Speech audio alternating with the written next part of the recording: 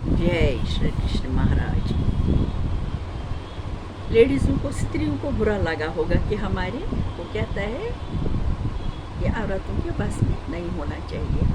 चलो ये पीछे ये अध्याय है, स्कंद है 6, अध्याय है 14, इसमें लिखा है कुछ होगा ऐसा। हम तो अपने ईमान से नहीं कहते हैं, हम भी तो एक लेडीज़ है।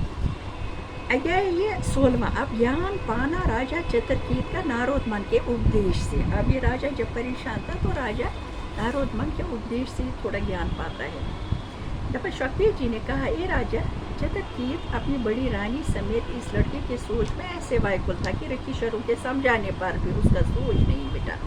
जब उसने आंख खोलकर अंगर और नारदमन को पहचाना तब उनका चरण अपने आंसू से धोकर कहा कि हे महाराज, एक मर्तबा किसी तरह से इस लड़के को जला दीजिए तो मुझको धीरज हो। ये बात सुनते ही नारदमन अपने जोग बल से इस लड़के के जीव आत्मा को बुलाकर आकाश में खड़ा कर दिया और राजा और रानी के सामने इससे कहा कि तुम बदन में आकर माँ बाप का सोच दूर करके उनको सुख दो और साथ में दीप का राज करो। तब वो जीव आत्मा चित्रकीत को गाली देकर बोला कि ए मेरे किस जन्म के माँ बाप हैं, मैं कौन जन्म का बेटा हूँ। जगत का व्यवहार हमेशा यूं ही चला आता है।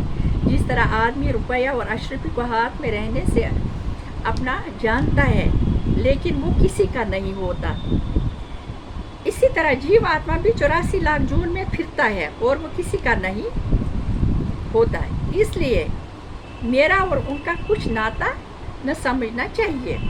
लेकिन पहले जन्म में हम और चित्रकीत दोनों आदमी राजा होकर आपस में लड़ते थे। जब मैं अपनी फौज कट जाने से भागकर बरबंड नाम जंगल में जाकर छुपा तब उसने वहां आकर मेरा सर काट लिया था। इसी सबब से मैंने इस जन्म में बेटा होकर इसको दुख दिया। और चित्रकीत की ये सब रानियां पिछले जन्म में करोड़ चींटियां होकर एक माद में रहती थी। मैंने दातुन करते वक्त इस बाल में पानी डाल दिया तो वो सब मर गई।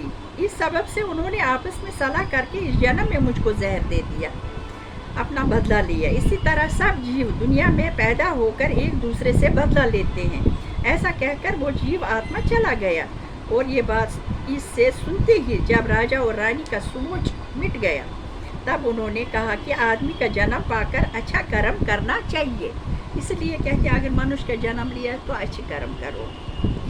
ये लड़का मेरा दुश्मन था, अब मुझको इसके मरने का कुछ सोच नहीं है। और राजा की दूसरी रानी जिसने उसको जहर दिया था यह हाल देखकर बहुत पछताई और नारद जी और अंगर ऋषिशर से पूछकर शास्त्र के मुताबिक प्रायश्चित किया। और राजा चित्रकीत इसी वक्त राजगर छोड़कर जंगल में चला गया।